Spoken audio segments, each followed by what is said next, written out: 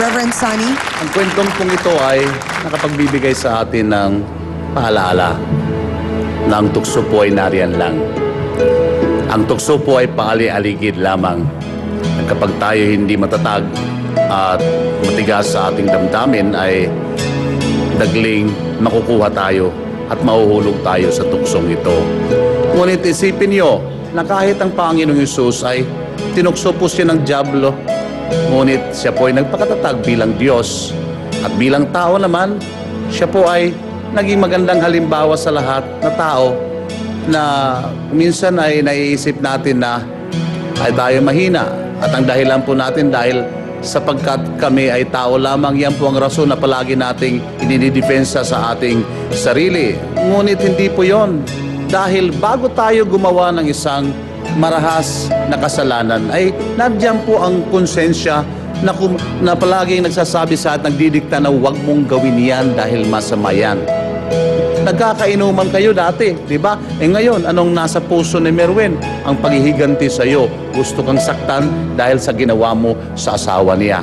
At para naman sa iyo, Danilo, dapat ay huwag mong isara ang buhay mo. Ha? Mayroon pang pag-asa. Mayroon pang sumisinag na liwanag sa buhay mo. Kahit ganun ka, mahal ka ng Diyos. Kaya, go on. At ikaw naman, Cheryl, nahulog ka, natukso ka, ipakita mo kay Merwin na mahal mo siya, tumikil ng tawad. At kung may pagkakataon pang mangyayari uli yun, ay dapat sarado na ang isip mo at puso mo kung anumang tuksong darating sa buhay nyo. Okay? Mayroon pang magandang buhay na haharapin natin lahat. Thank you. Maraming pong salamat, Reverend Sunny Merida. Bibigyan ko ng pagkakataon, ikaw, Mang Bong, siguro naman po, matapos ninyong marinig ang sinabi ng ating trio tagapayo, tangad namin na naliwanagan po kayo. Opo, ma'am. Hingi na, kung pwede, hingi ko ng tawad sa kanila dito sa harapan. Pare Mer. Patawad na lang po kung ano. Kita nyo naman kung paano ako lumaylo dyan sa lugar natin. Lumayo na ako. Tao lang tayo, tao rin din ako, nagkamali ako. Inaamin ko, mali ko. Kung pwede, patawarin nyo na ako. Mang Danilo? Sa akin po, ma'am, malinaw na malinaw dito sa oras na to yung mga nasabi ng trio tagapayo na maganda. Naliwanagan ko dito na mas magandang kalimutan na lang. Maging magpanibagong hakbang, panibagong buhay. Opo. Nasa maayos. Madali ko siya mapapatawad. Ora mismo, kaya ko hanggang ngayon. Ngayon mismo. Pinapatawad ko na siya kasi wala na sa akin ng lahat eh. Total, nakaganti na rin ako sa kanya. Nasira nga lang yung saklay ko dahil sa kanya, pero okay na yun. Wala na sa akin ng lahat. Pinapatawad na kita, pare. Pero I don't think na may babalik natin yung dati nating closeness. Okay lang yun. Mapapatawad na kita. Yun lang. Maraming pong salamat, Mang Danilo. Marwin? Wala, ganun na rin mangyayari. Wala rin eh. Kung masaktan kayo, makukulong pa ako. Tama. Hindi, pre, pangako ko. Lalayo na ako dyan, lalayo na Huwag ako. kang mangako, gawin mo. Mahirap yung nangangako, pre. Mas maganda, ikaw lang umiwas. Hindi ka na kailangan talian ng asawa ko para hindi makawala sa ano. Di ba? Wala na sa akin yun. Basta ikaw lang umiwas. Yun lang masasabi sa'yo, pre. Marwin, meron ka pang gustong sabihin kay Cheryl?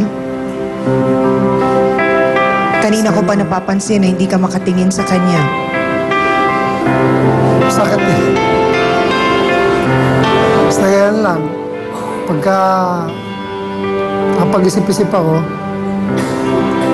tsaka lang siya kakausapin, ma'am. Kung anong dapat namin gawin. Kasi mahirap yung magsalita na napapatawad na kita. Pagdating ng araw, yun ang isusumbat ko sa'yo, yung ganon. Hindi naman pwede mo, wala lang yun eh. Siyempre, pinatawad kita ngayon. Bukas, wala na. Yung pag-iisipan Pero ko isa pa. lang ang hihilingin ko sa'yo, Merwin. Isa lang din ang ipakikiusap ko sa'yo. Sana wag ka nang maghiganti kay Bong.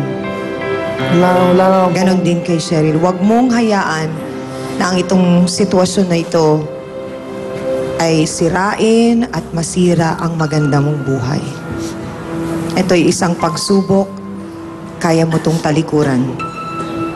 At sana'y talikuran mo ito na pinapakita mo kay Mang Bong na ikaw at si Danilo ay ang mas mabuting tao at mas kagalang-galang na tao sa pagkakataong ito. Maipapangako mo ba yan sa akin, Merwin? Opo.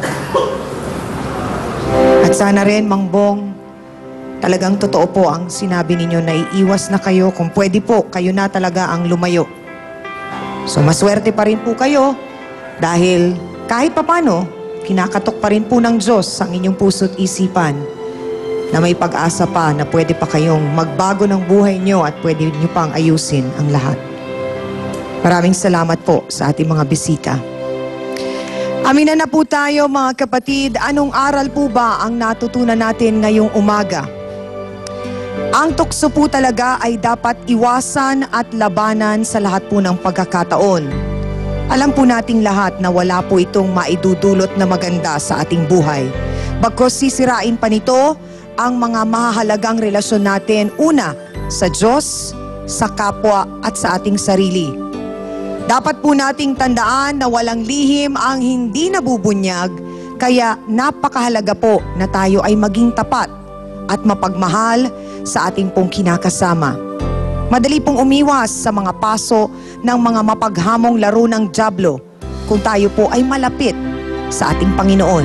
Lagi po nating tatandaan na isama po ang poong may kapal sa bawat pag-ibig na ating pong inaalay sa sino man makakatuwang po natin sa ating buhay.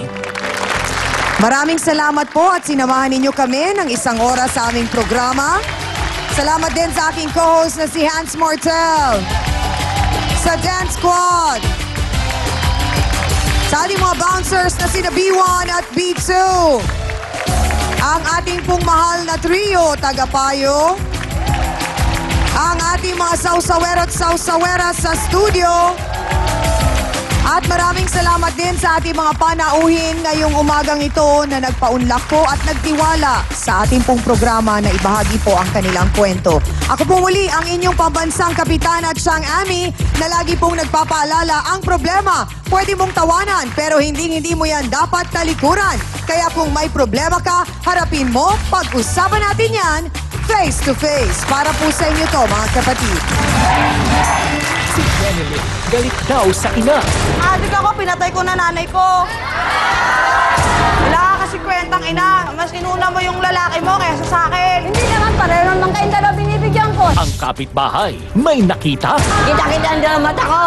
Ang ginagawa Ano mo po ka lang yung dyan. eksaktong nakita ninyo, Aling Norma? Si Jeneline at kanyang amain, may relasyong lihim. Ang gusto ko pong malaman, Mang Narciso, bakit po kayo lumipat siya? So parang sinasabi po ninyo sa akin na totoong naghalikan kayo nung gabing yon ni Jeneline?